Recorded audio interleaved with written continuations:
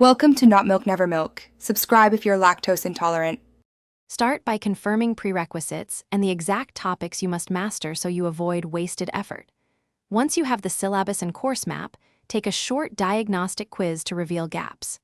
Make sure to gather core resources, lecture slides, a primary drug handbook, and one reliable review book, and create a consistent note system. Then block study time on a weekly calendar with realistic 2-3 hour sessions. This creates momentum and shows where to focus next. Now shift to active learning to build durable memory.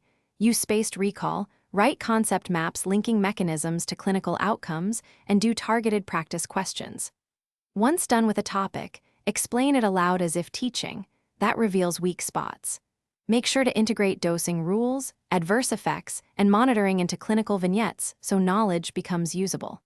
Alternate focused 50-60-minute study blocks with short breaks, and review old material weekly to prevent forgetting. In the final phase, simulate exam conditions with timed practice tests and prioritize high-yield flashcards and one-page summaries for rapid review.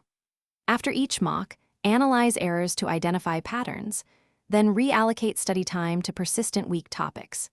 If retention falters or motivation drops, troubleshoot quickly.